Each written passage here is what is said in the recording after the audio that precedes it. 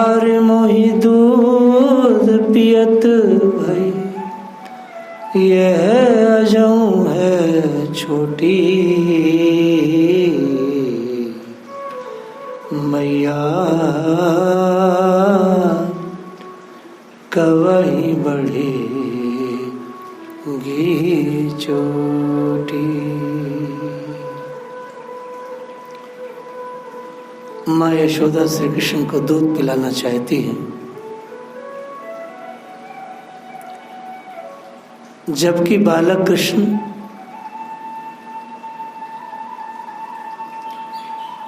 उनको माखन रोटी से अधिक लगाव है। इसी आग्रह को बहुत ही सतर्क प्रस्तुत कर रहे हैं भगवान। माँ बार बार उन्हें दूध के लिए आग्रह करती है, मेरे लाल तू दूध पी ले।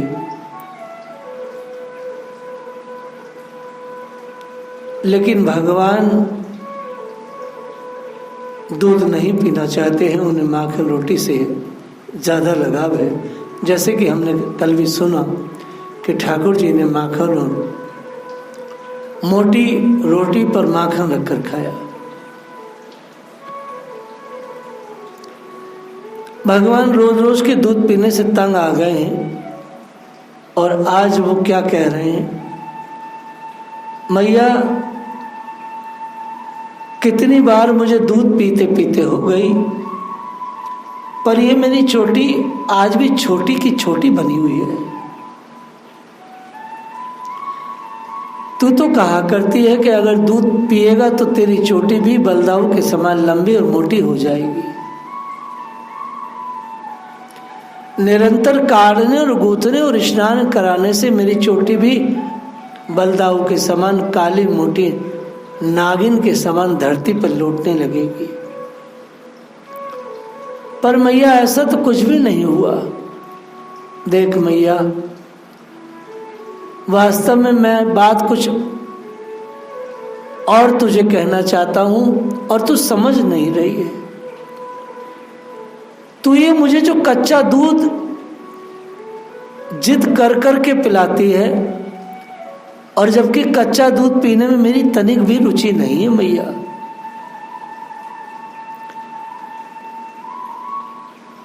मेरी रुचि तो माखन रोटी को खाने में है, और वो तो मुझे देती नहीं। मैया ये बता, जब मेरी रुचि माखन रोटी में है और मैं तेरा बालक हूं, और तू मुझे बलपूर्वक भिन्न भिन्न कर्तव्य दिखा के मुंह को जो है दूध पिलाती है, वो भी कच्चा, तो मैया ये चोटी बढ़ेगी कैसे?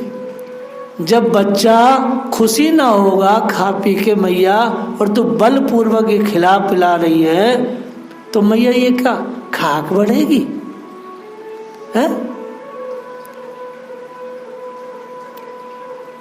भगवान ने जब इस प्रकार से माँ को तर्क दिए, तो ये तर्क माँ और नंद बाबा बड़ी बड़ी गोपियां सुन के दंग रह गई। क्योंकि मनु संहिता में स्पष्ट भगवान मनु ने कहा है, जीव की जहां रुचि होती है, जिस प्रकार की रुचि होती है, पहनने में, ओढ़ने में, रहने में, या किसी ललित कला में, पढ़ने में, कुछ भी, जीव वही सरवाइव करता अच्छे से। उसे आप वो बनना चाहता, चित्रकार बना रहे हैं, डॉक्टर कैसे बनेगा? वो चाहता घास पत्ते खाएं, उसे खिला रहे हैं पकवान, कैसे आगे बढ़ेगा? और ये बात आधुनिक विज्ञान भी कहता, डॉक्टर्स भी कहते हैं। माँ यशोदा आशीर्वाद देते हुए कहती है, तुम दोनों भाई चिरंजीवी हो, हरी हल्दर की यह जोड़ी सदा बनी रहे।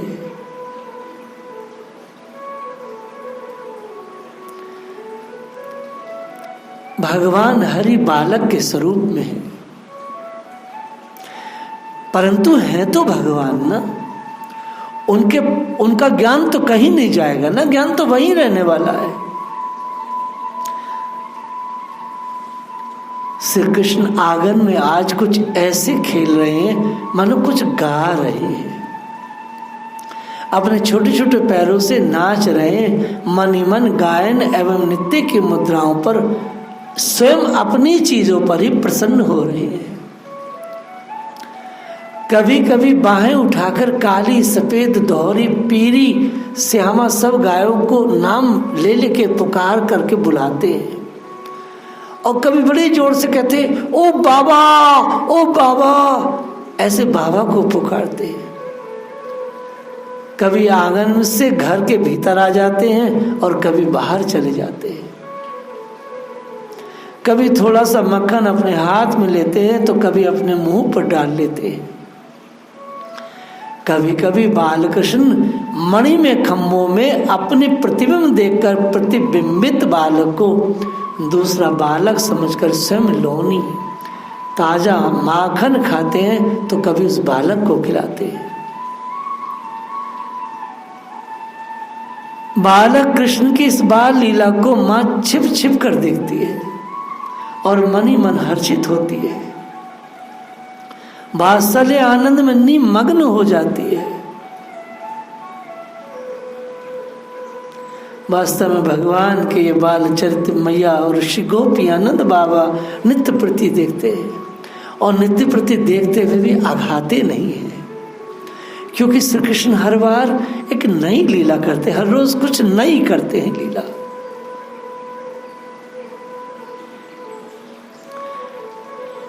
गोपियां एक दूसरे से बात कर रही हैं,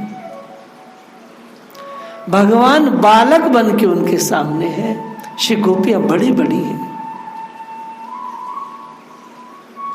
गोपियां आपस में चर्चा कर रही, सखी देख दो, सखी देख तो माँ यशोदा कृष्ण से स्नान की बात कहती हैं, तो वे किस प्रकार रो रो कर सारे घर आंगन में लौटे फिर रहे हैं।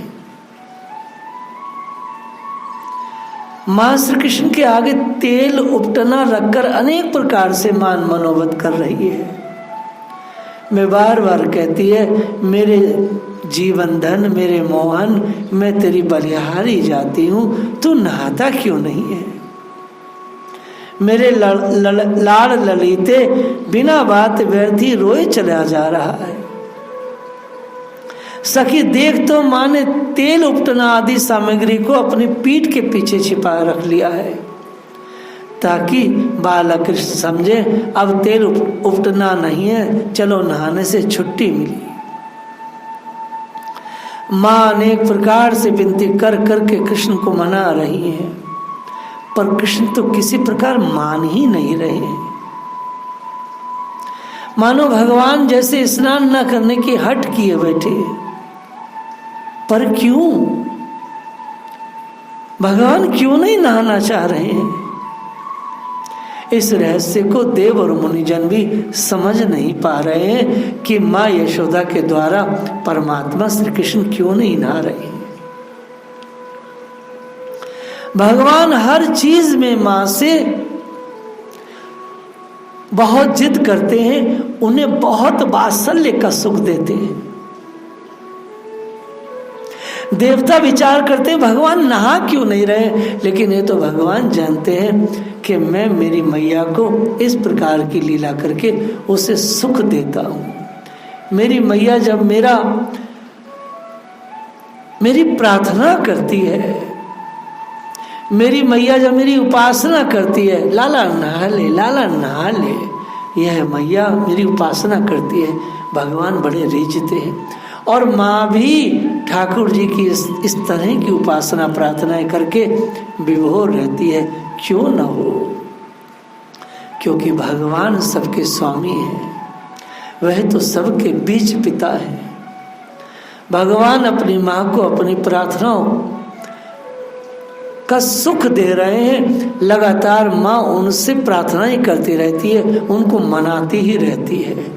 और भगवान जब तक बहुत न मना ले माँ यशोदा, तब तक ठाकुर जी मानते नहीं।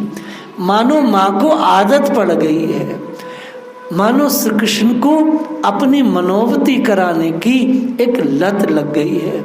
वास्तव में यह लत जो है ये भगवान के भक्तों ने डाली है, उन्हें मनाने की, उनको मनाते ही रहते हैं। और ठाकुर जी इस लत को बहुत अच्छा अनुभव करते हैं। देखो ये मुझसे कैसे लाड़ लड़ा रही है। आज तो लाला प्रातः उठे तो एक अजीब बात, आज रात को क्या हुआ, अभी रात्रि का प्रथम पहर है, मैया लोरी दे करके ठाकुर जी को कुछ कथा कहानी सुना रही है। थोड़ी देर में क्या देखते हैं ठाकुर जी कि सामने चंद्रदेव खिल उठे, उग आए, सामने भगवान चंद्रमा को देख करके कहते हैं, मैया मैं तो चंद्र खिलौना ले हूं, जहो लोटी धरनी पर आवही, तेरी गोद न हो। हे मैया मैं तो चंद्र खिलौना ही लूंगा, वरना मैं अभी रूठकर पृथ्वी पर लौट जाऊंगा। हे माता मैं तेरी गोद में नहीं आऊंगा, मैं न गाय का दूध ही पीऊंगा और न अपनी चोटी ही गुदवाऊंगा। हे माँ मैं नंद बाबा का पुत्र बन जाऊंगा। हे मैया मैं तुम्हारा पुत्र नहीं कहलाऊंगा। तब यशोदा जी हंसकर उन्हें बहलाती हुई कहती हैं, हे पुत्र आगे आकर मेरी बात तो सुन, पर ये बात बलराम को भी नहीं बताना, मैं तुम्हें एक नई दुल्हनिया ला के दूंगी। तब बाल कन्हैया कहते हैं, हे मैया मुझे तेरी सौगंध है, मेरी बात सुन, मैं अभी ही विवाह करने जाऊंगा। सूर्य जी कहते हैं, हे कुटिल बर, मैं भी कुटिल बराती बनकर भगवान श्याम सुंदर की बारात में सुंदर मांगलिक गीत गाऊंगा। सूर्य जी का पद बड़ा दिव्य है। सूर्य जी ने अभिलाषा की है, भगवान की बारात में मैं भी जाऊंगा। एक शब्द कहा है, कुटिल बराती गीत सुमंगल गए हो। वास्तव में जो भी बारात में बाराती जाते हैं, राम जी से लेकर के आज साधारण मनुष्य तक के बारात में जो बाराती होते हैं वह वास्तव में कुटिल ही होते हैं। दुर्जन से दुर्जन व्यक्ति भी जब बाराती बनकर किसी मित्र इत्यादि रिश्तेदार के साथ जाता है तो बड़ा सज्जन बन के जाता है। और घराती कहते भी, भैया हमारी लाश तेरे हाथ में, भैया वीरन तो देखिए बारात में कछु उधम मत काटिए। या हमारे सूरदास जी ने कहा है, मैं भी कुटिल बाराती बन के जाऊंगा।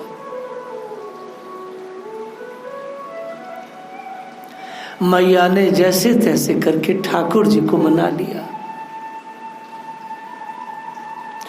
सुनी सुत एक कथा कहु प्यारी, दशरथ नृपति हुतो रघुवंशी, ताके प्रकट भय सुतचारी। हे मेरे लाला सुन, आज मैं तुझे एक बहुत ही प्यारी कथा सुनाती हूं। जैसे ही माँ ने कहा मैं तुझे कथा सुनाती हूं, भगवान श्री कृष्ण ने मनी मन जान लिया, आज माँ कौन सी कथा मुझे सुनाएगी। और जैसे ही ठाकुर जी को, कि भगवान तो सबके मन में वास करते हैं, जैसे ही माँ ने कहा मैं तुझे एक मधुर कथा सुनाऊंगी मेरे लाला, भगवान ने जान लिया क्या कथा सुनाएंगी, तो उनके हृदय में आनंद की लहर उत्पन्न हो गई।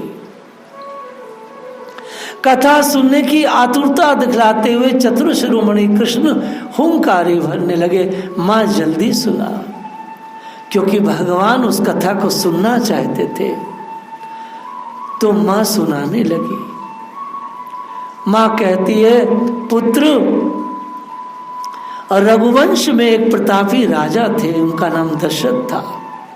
भगवान अपने चरित्र, अपने पूर्व पिता, अपने पूर्व चरित्र की कथा अपनी माँ से सुनना चाहते हैं।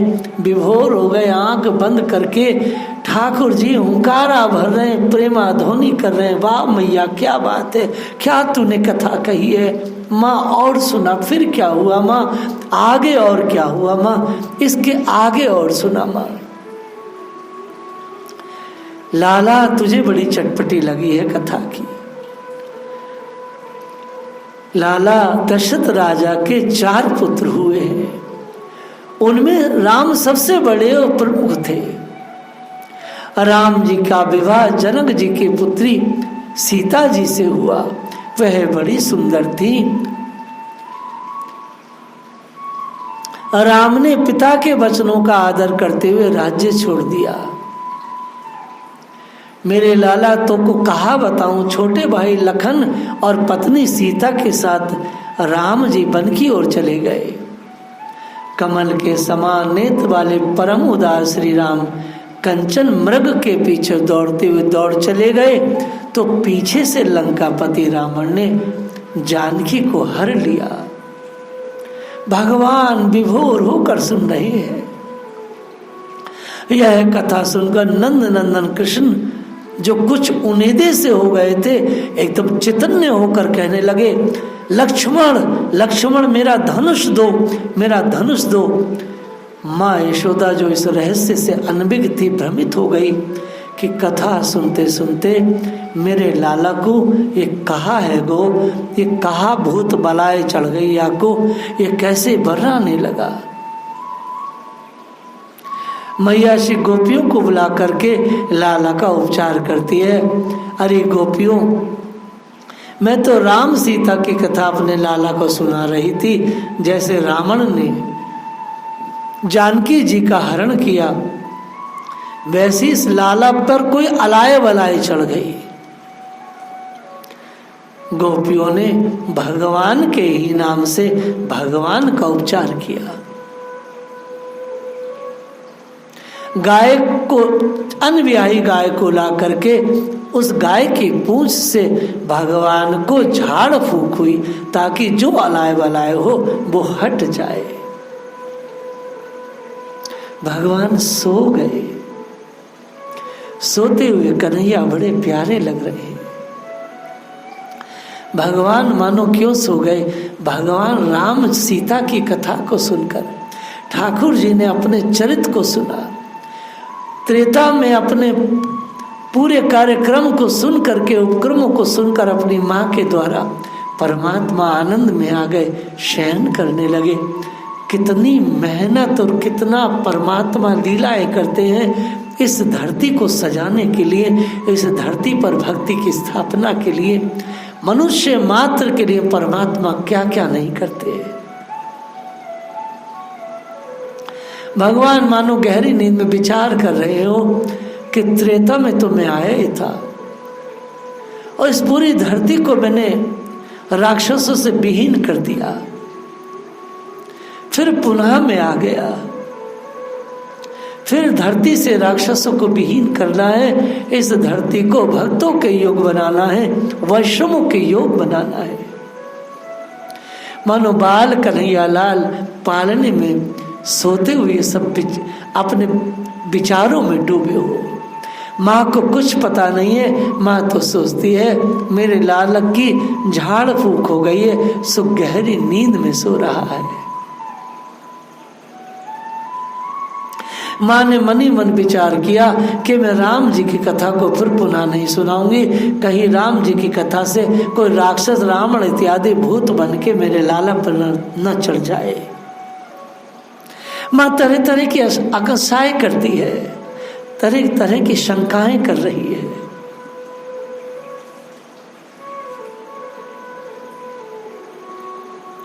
चूंकि भगवान रात्रि में बहुत देर से सोए हैं, देर से सोए हैं, तो आज ठाकुर जी देर से उठने का क्रम कर रहे हैं। जागो जागो हो गोपाल, नाइन इतो सोयत सुनि सुत प्रात परम सुति काल। माता कहती है गोपाल जाग जा, हे मेरे गोपाल जागो, हे मेरे पुत्र जाग जाओ। लाला रे, सुबह के शुद्ध पवित्र समय में इतनी देर तक सोना ठीक न होगा।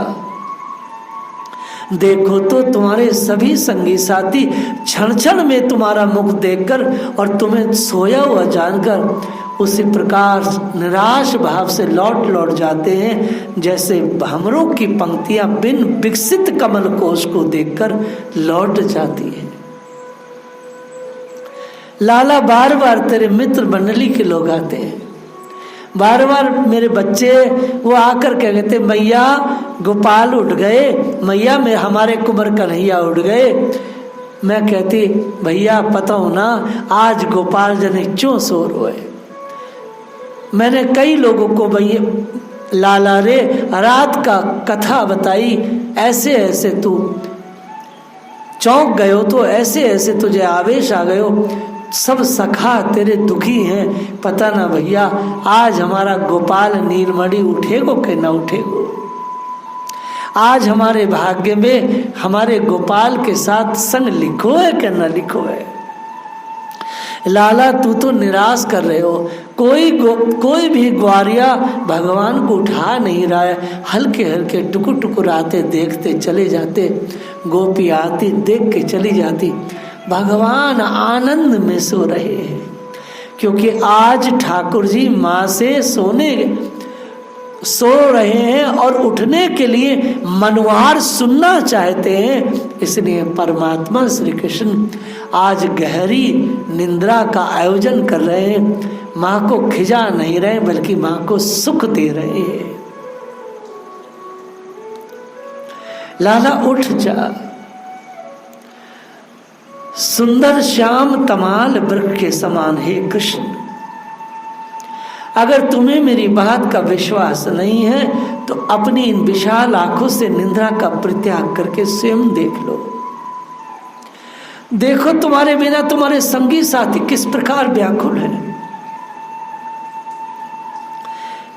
भगवान मैया को तो बहुत देर तक मनोहार करवाते, लेकिन मैया ने बड़े रुआंसे होके कहा, क्योंकि मैया से ग्वारियाओं का उदास चेहरा देखा नहीं जा रहा था।